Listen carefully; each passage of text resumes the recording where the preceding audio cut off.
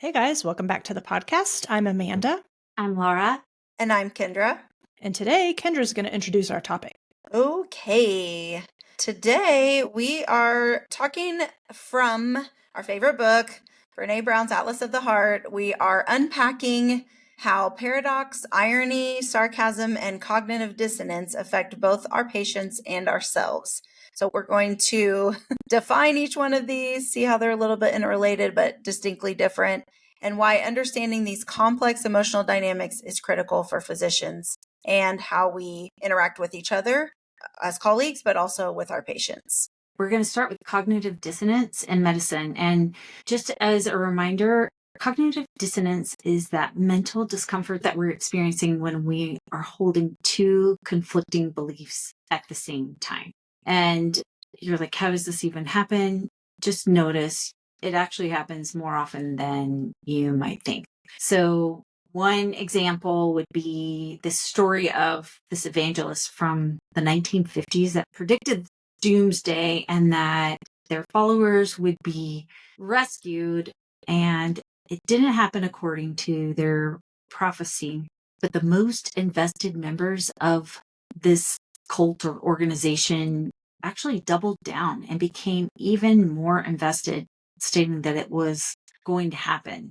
So if you think about things like Stockholm syndrome, where you have people who have been abducted and their freedom taken away, they're even being abused, and somehow they form a protective instinct towards their captors and they form a bond with them.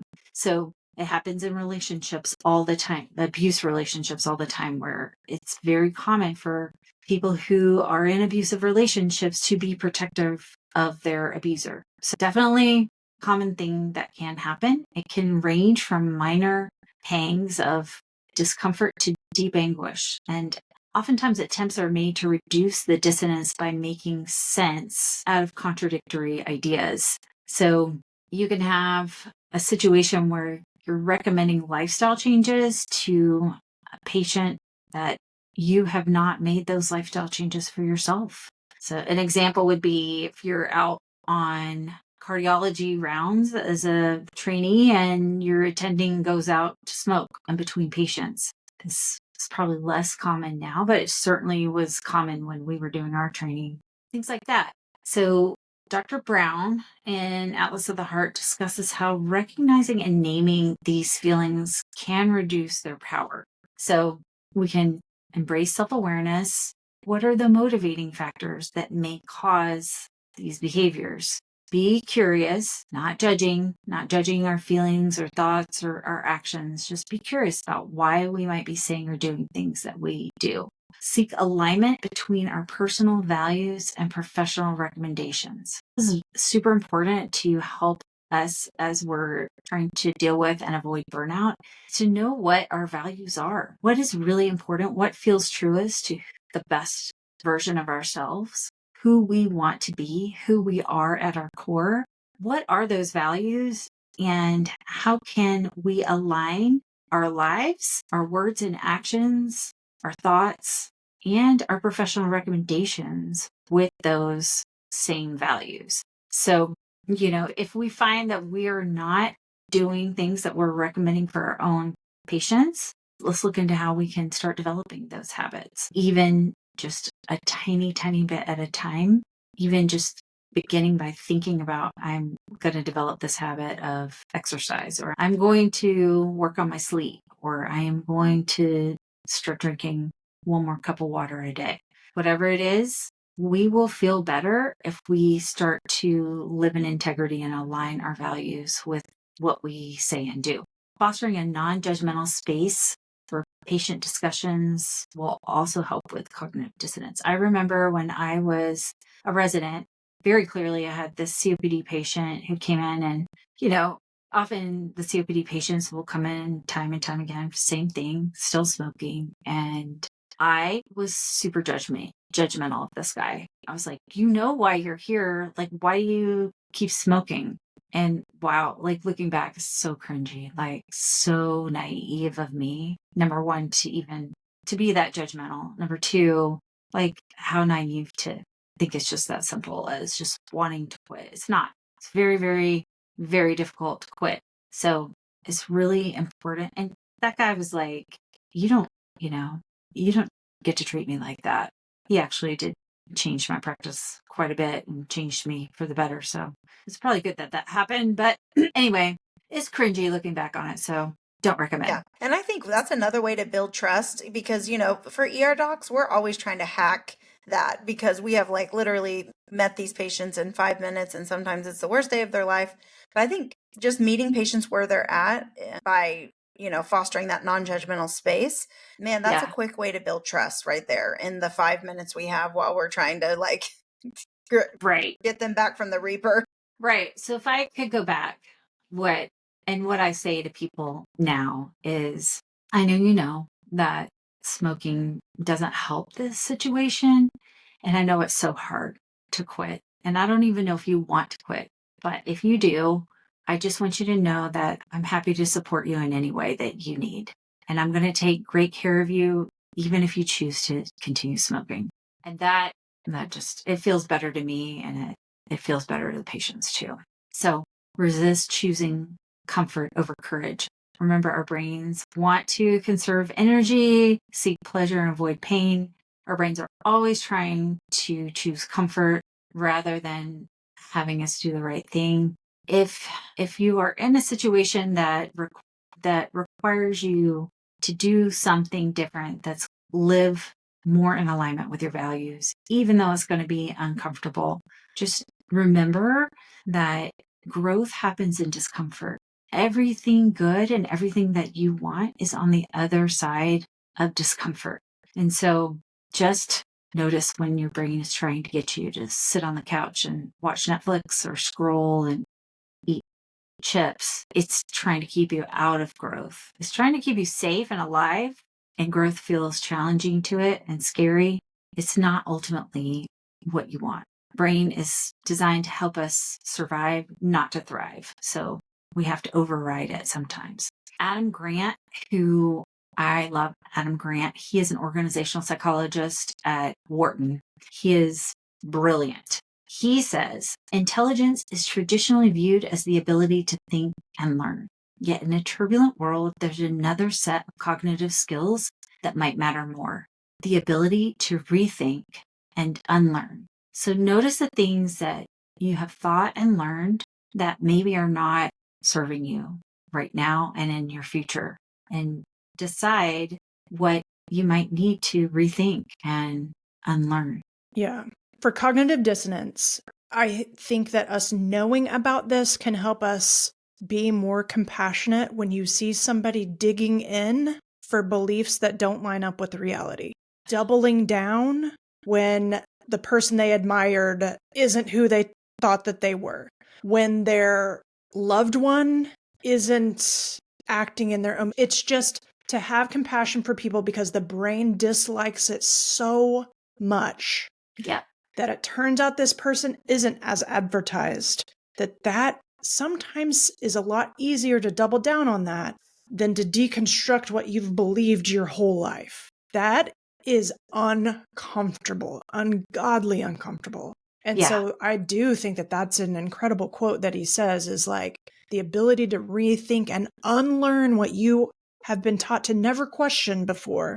Wow, that is doing some big work. Yeah, that takes courage.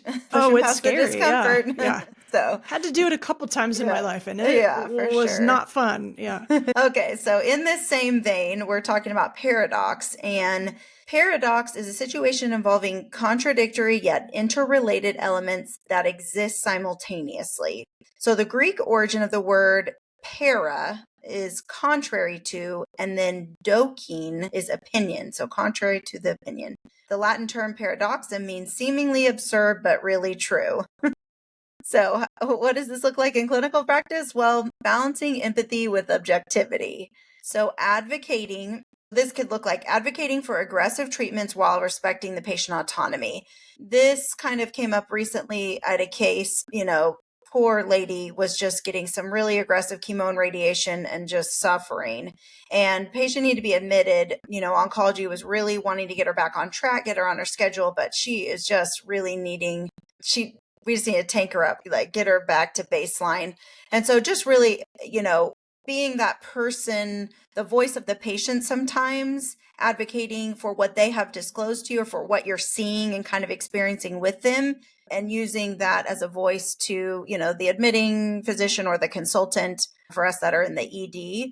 It's just, it seems like, hey, can we pause on this aggressive chemo radiation, tank this patient up or get this patient feeling better, and then we can resume. Like, I'm just hearing her. I mean, at the moment she's saying, no, I just want comfort care hospice, but I'm not sure if she really wants that. Maybe if we could get her feeling better, she would be open to resuming treatment. Something like that, where it seems like these are contradictory, but they're existing in the same time. And Brené talks about this as being more on the spectrum of the both and, instead of the tyranny of or. And so sometimes, especially with our all or none thinking and our perfectionist brains, we are black and white. It's an or. We can't even fathom that we would entertain a both and. But really, Brené in her book talks about, like, what would this look like though if we could embrace or emphasize the importance of how do we get to an understanding? How can we do a both and scenario and let go of what she calls the tyranny of or, an either or situation? And from the quote in her book that I just love is, vulnerability is the first thing we look for in other people and the last thing we want to show them about ourselves. And that really is being vulnerable, speaking up for your patient, especially to a colleague or consultant that you may or may not have a hard time getting patients admitted anyways. And they're pushing back. The only way I'm admitting is if they resume their chemo and radiation, whatever. But what it is it just takes, the courage to say, hey, like, I've spent some time with this patient. I really feel like we'll get, a lot further down the road if we embrace both and. Can we tank her up and then resume treatments after?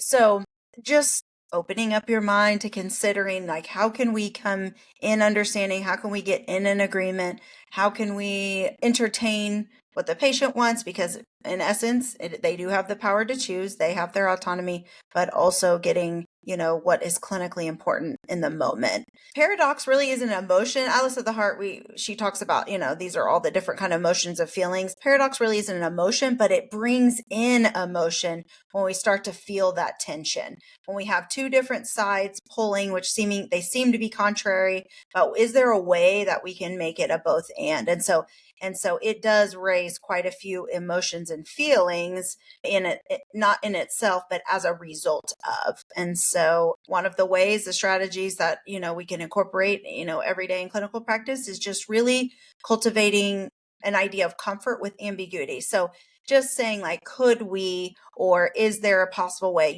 leaving all parties on the table with a voice in the matter, and practice reflective listening. So hearing your patients, reflecting back what they're feeling, and then even on the phone with the consultant or the admitting physician, if you're in the ED, like, reflecting back what they say. Like, I hear you say we need to get back on track. It's the best case for survival of this cancer, whatever. But could we? And just, really listening to understand. We've talked about this quite a bit, the outcome, letting go of the outcome and really listening to understand. I really feel like that would kind of build that bridge and help in these kind of uncomfortable situations at times. Yeah. I think a paradox for physicians is starting to give yourself self-compassion and grace when you have built your identity as this resilient worker, who keeps her head down and just, like, battles their way through. I think this whole thing is like just becoming comfortable with both and instead of either or. We're so black and white. We're so all or nothing. When something bad happens to you, you can both give yourself time to grieve it and pick yourself up by your bootstraps and carry on. You can do both. They're not mutually exclusive. Yes. And also, you can make mistakes and still be an excellent doctor. That's another huge one. Maybe Thank preach you. that louder for the people in the back. Yeah, say that one again, Laura. Yeah, because we see so often the doctor's left brain, all or nothing, black and white thinking tells us if we make a mistake, then we're worthless or we're not a good doctor. You can make mistakes. All good doctors, all doctors, period, all doctors make mistakes. And all good doctors make mistakes sometimes. Love that. We should probably have an entire podcast on that. Okay, next one that we're going to discuss from Atlas of the Heart is irony. And so this is a situation where the outcome contradicts expectations. So an example would be dying from the illness that you chose not to get vaccinated against. I think about that Alanis Morissette song. Yes, and people would argue all the time that that's not actually irony. She's explaining something that's just unfortunate. Anyway, so yes, the technical definition is where the outcome contradicts the expectations. I see it a lot in people who, having done the integrative medicine fellowship thing, the people who are excluding any allopathic medicine for something natural with no understanding whatsoever, I'm like, you do realize that lavender on your skin is an endocrine disruptor, right? And that if anything is effective, too much of it could be deadly. Like with those sorts of, I'm like, you realize too much water will drop your sodium and give you a seizure, right? Like that. So that would be ironic if somebody was increasing their water intake to be healthy only to give themselves seizures. That would be ironic. Right? So in Atlas of the Heart, Brown explores irony as a tool for understanding complexity and resilience. And she suggests strategies of using irony thoughtfully to foster insight without alienating patients. Again, you don't want to be like confrontational about this sort of stuff where they double down with the cognitive dissonance. Using these insights thoughtfully is the better option. And we are encouraging to use professionalism while you navigate unexpected outcomes. I can think, my brain is like wanting, I wonder what other examples of irony. I'm sure if I thought about it, there'd be like 8 billion. Mm-hmm. And then I got this one because of sarcasm. This may be my wheelhouse. And this is the use of sharp cutting remarks, often intended to be humorous. The definition is from Lee and Katz in 1998, although I'm sure there were definitions of this other than that. That's one thing about coaching is we're interested in the results you get. How you get there matters too, but if the things that you're doing aren't giving you the results that you are intending, then you need to take a look at it and see if you really are attached to that or if you're more attached to the result that you're hoping. So, for instance, you might joke with colleagues about difficult patient interactions with the intention of connection, right? Or relieving stress or detaching from if you're having compassion fatigue, right? It might make sense why you are using sarcasm. But Brené Brown just cautions that there is the potential for sarcasm to alienate the bond. If you don't really know your colleagues, sometimes you might be downright offensive with the things that you think are funny. It just depends on the context. And sometimes sarcasm is contemptuous. You just really have to check in with what you're doing. What are you trying to accomplish here? So some strategies are avoid sarcasm in patient interactions, prioritize clear and empathetic communication.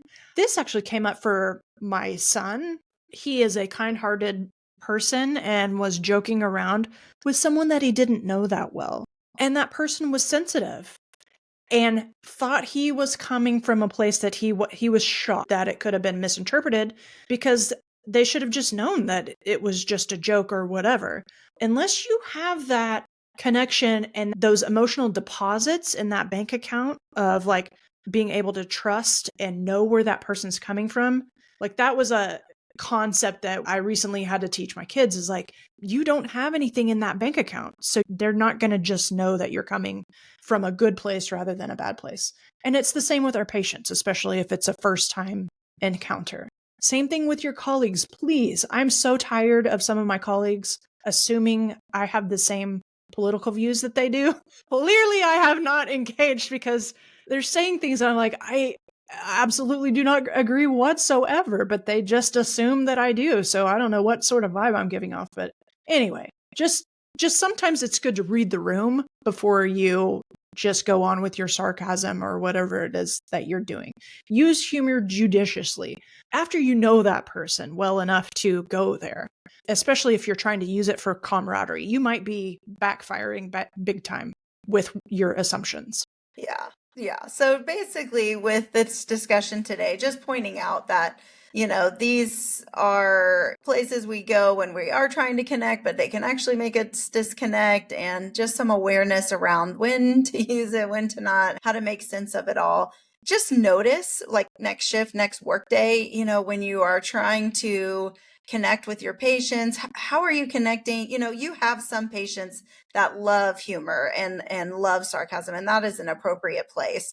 You have some patients that are extremely sensitive and it will go right over their head, and they may even be offended by it. So I tell my kids all the time, like, try to be the thermostat, not the thermometer, like, don't race to the temperature of the room. Like, you keep yourself in check, and just reading that, taking that first step of that awareness and reading it can really go a long way. So if you have some personal experience with that or some funny stories, please share them with us. We'd love to give examples, read about it on the air. So email us at podcast@thewholephysician.com, and please leave us a review. We love that. It makes our ripple that much bigger.